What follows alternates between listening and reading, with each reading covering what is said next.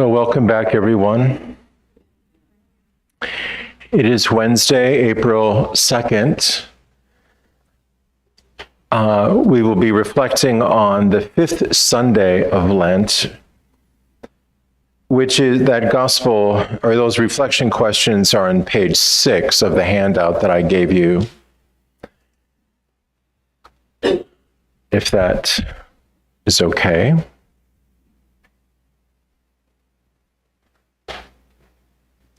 So it is 11:15 in the morning. I'm saying those things just for the tape so that they know exactly. I'm sure that helps them.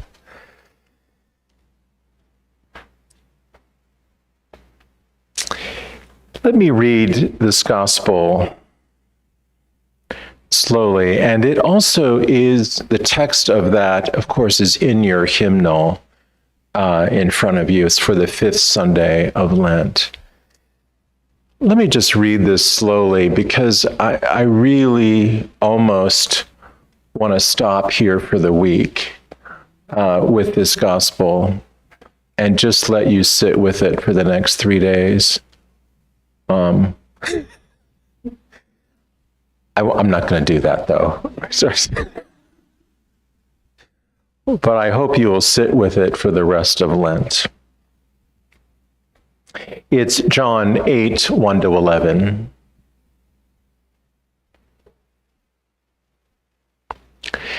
Jesus went to the Mount of Olives. But early in the morning, he arrived again in the temple area. And all the people started coming to him. And he sat down and he taught them. Then the scribes and the Pharisees brought a woman who had been caught in adultery and made her stand in the middle. They said to him, "Teacher, this woman was caught in the very act of committing adultery. Now in the law, Moses commanded us to stone such women. So what do you say?" They said this to test him, so that they could have some charge to bring against him. Jesus bent down and began to write on the ground with his finger. But when they continued asking him, he straightened up and said to them, "Let the one among you who is without sin to be first to throw a stone at her." Again, he bent down and wrote on the ground. And in response, they went away one by one, beginning with the elders. So he was left alone with the woman before him. Then Jesus straightened up and said to her, "Woman, where are they? Has no one condemned you?" Jesus replied, "No one, sir." Then Jesus said, "Neither do I condemn you. Go, and from now on, do not sin anymore." The Gospel of the Lord.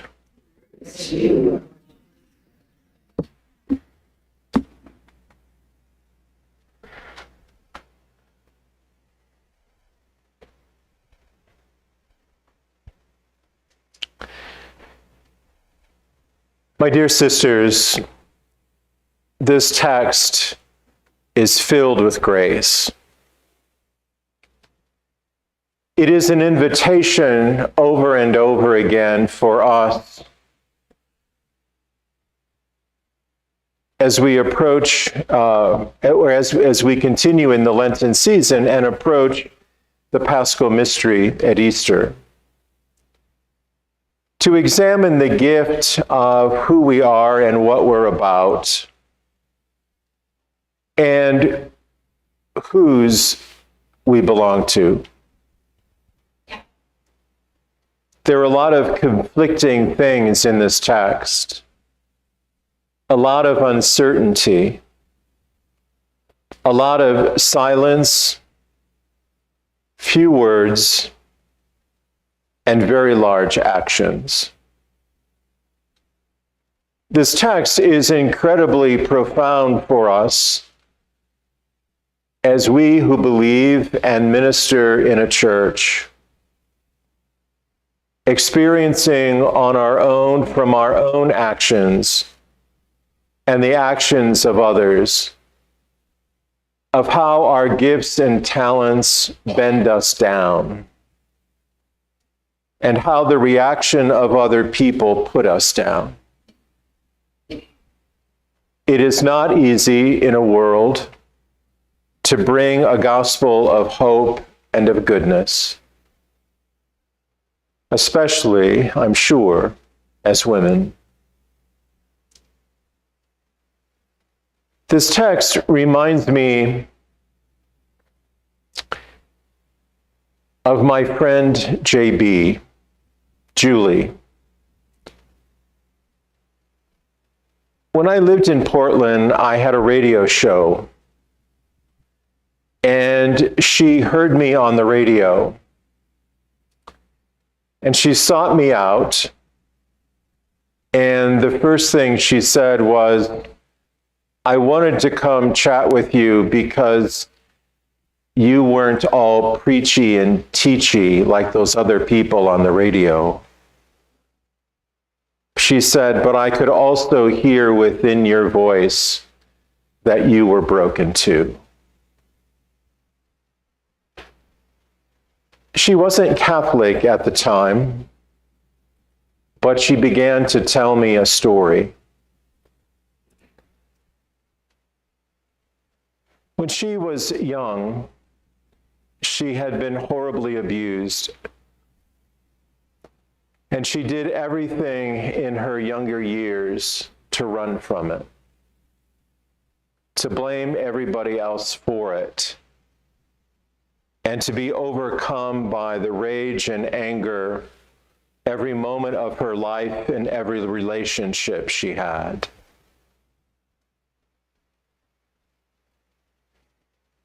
She started drinking before she was a teenager.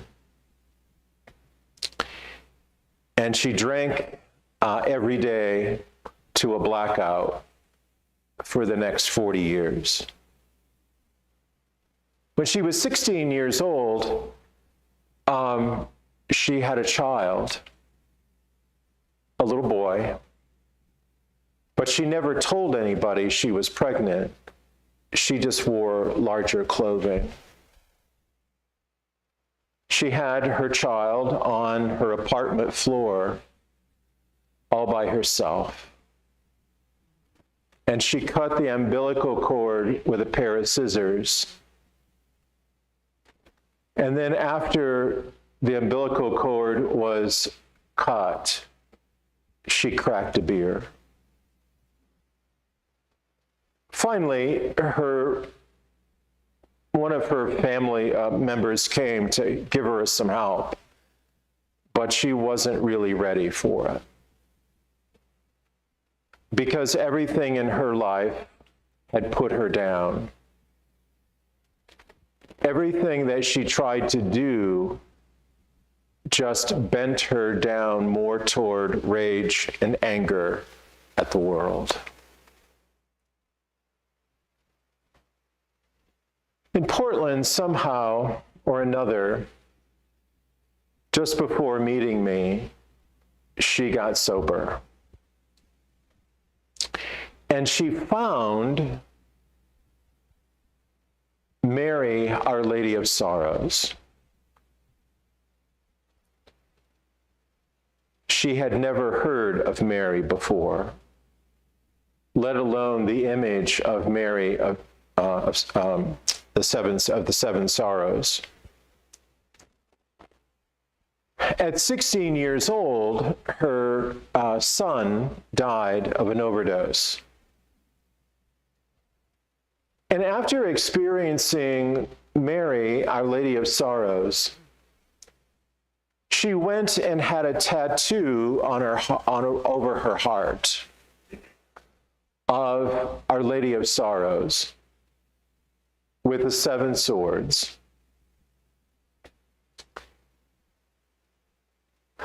The cremated remains of her son were embedded in the ink of the swords of her tattoo.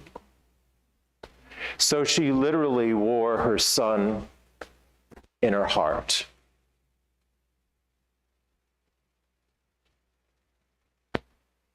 She came to me because she just couldn't live a life of sobriety, carrying all this stuff with her. She had had enough, a life of just failure and regret, but most of all, a life of shame. She just couldn't do it anymore. I believe that Mary began to do her work.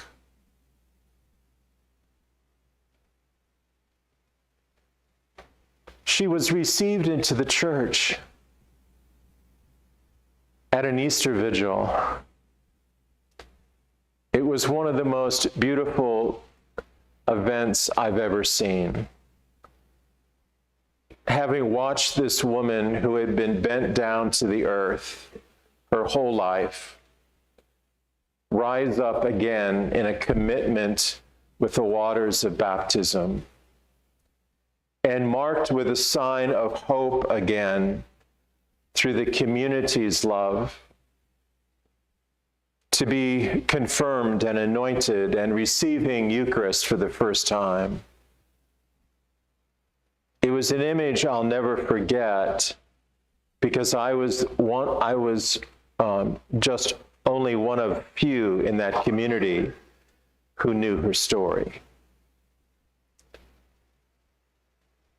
There are many ways in which life bends us down.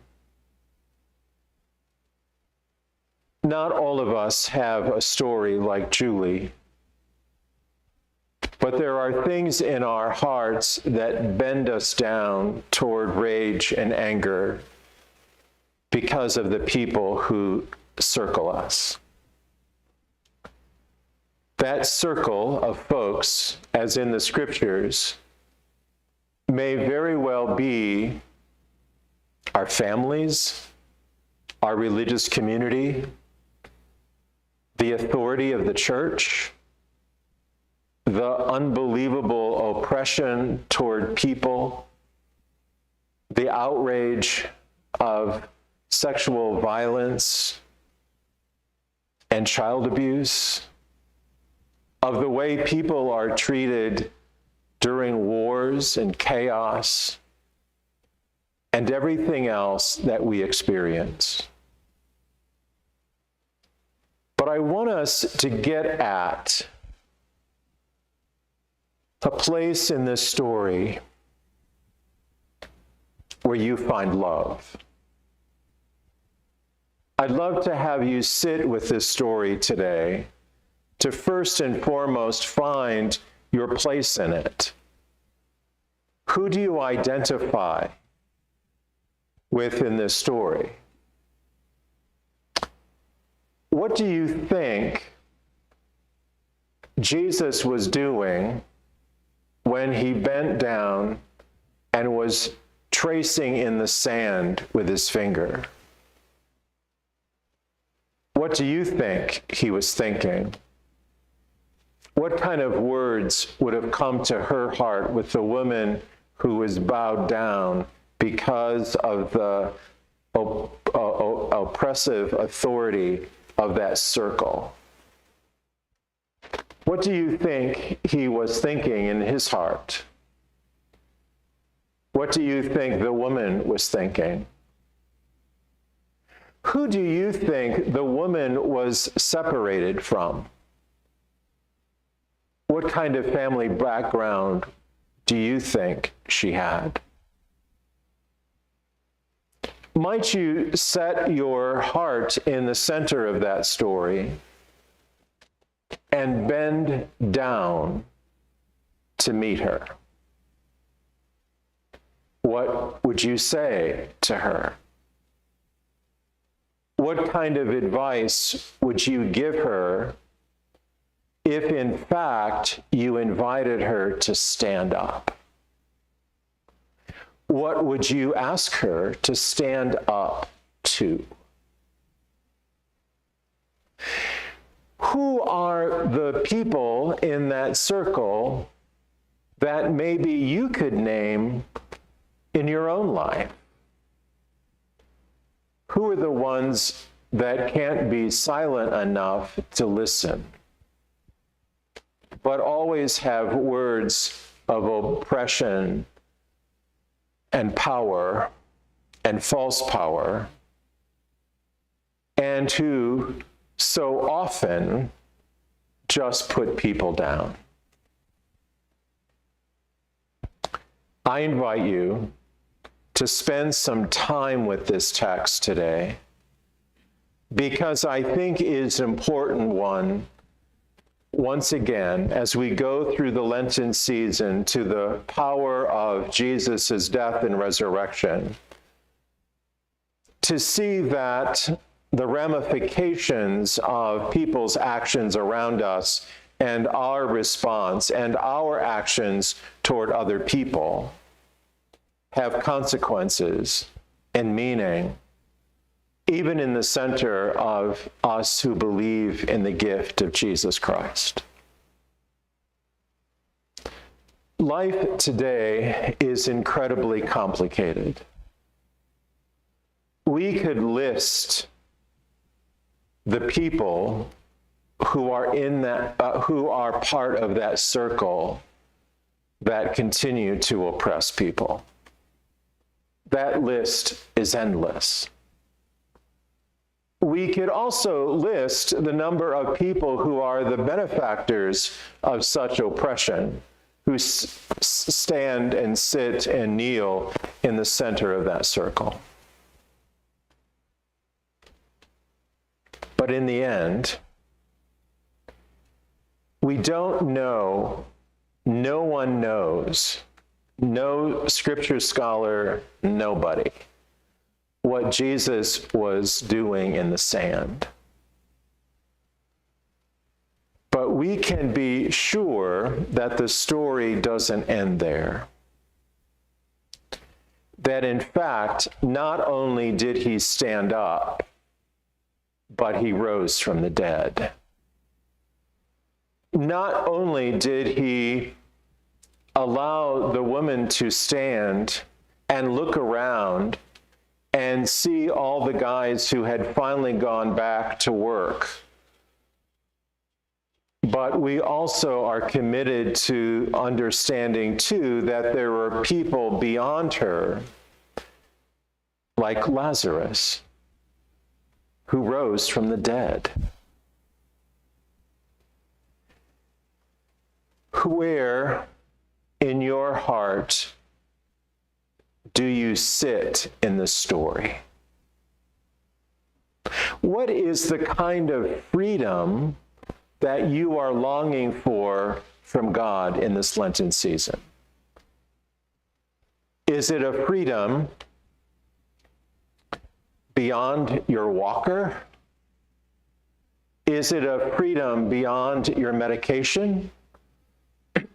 Is it a freedom that beyond the grief that you may experience because of the past or someone who you've lost now?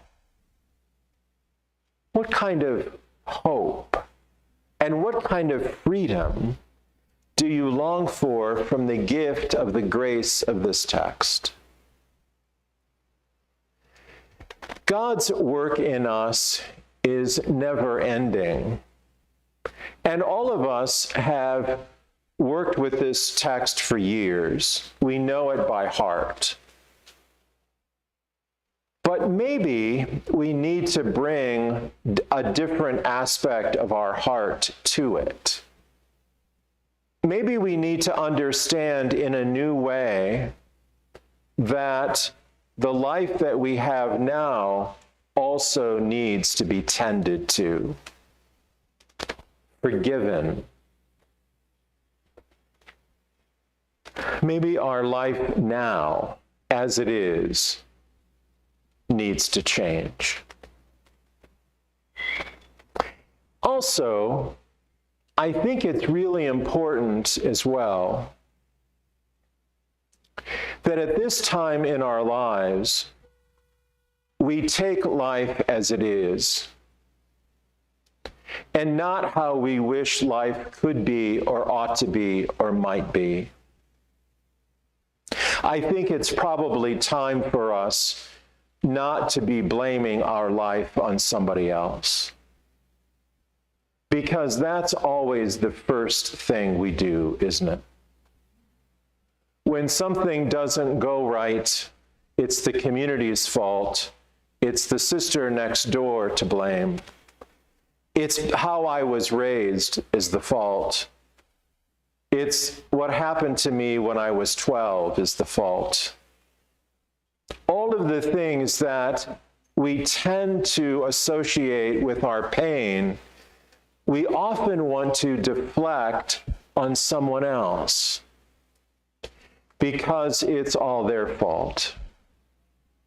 The woman in the center of the circle could have easily said that it's all these guys' fault. It's not my fault. But maybe in this Lenten season, and especially at our age and time, maybe we just need to come more deeply into the gift of our own story and realize that healing comes from the inside out. After 30 years or more of drinking, my friend JB said she had just had enough. Now imagine that she drank every single day for 30 years to a blackout. Her son never experienced his mother sober, not one day. But there was more to come in the life of Julie. She is such a character. I'm still in touch with her. She just opens my heart every time I speak with her. She is a nut. And I love her. Because also she finally understood that she could no longer blame the abuse and everything else that had happened to her on everybody else. She finally realized that she had to stand up on her own 2 feet. When she had the tattoo, out of the 7 swords, she told me that the first sword hurt the most. And she said she was convinced that with Mary, the first sorrow would have hurt the most. The presentation in the temple.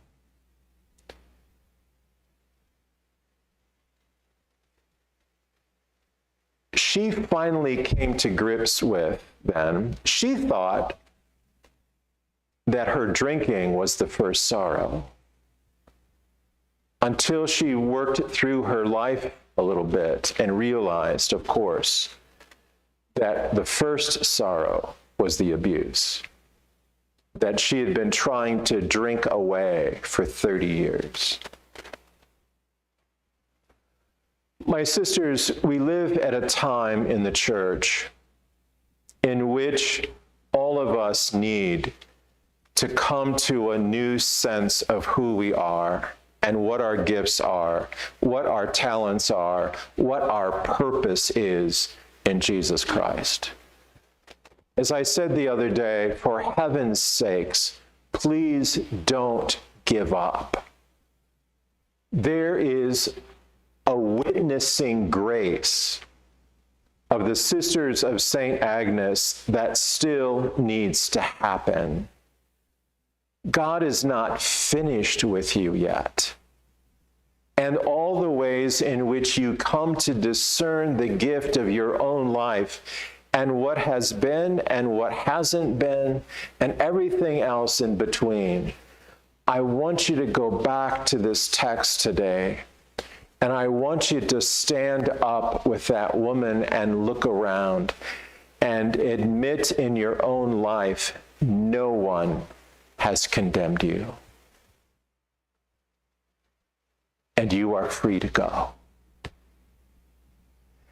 That freedom is also the grace that we need in our final breath on earth. So maybe this text for us may very well be about a liberation of living and being on the earth. Maybe the standing up is just a metaphor for the grace that we too shall find our home in heaven. Maybe bending down is just an act of saying goodbye. Maybe releasing the people around us is just another way of saying that we need to take responsibility for our own lives and make sure that Jesus hears our cry for help and ultimately our cry to go home.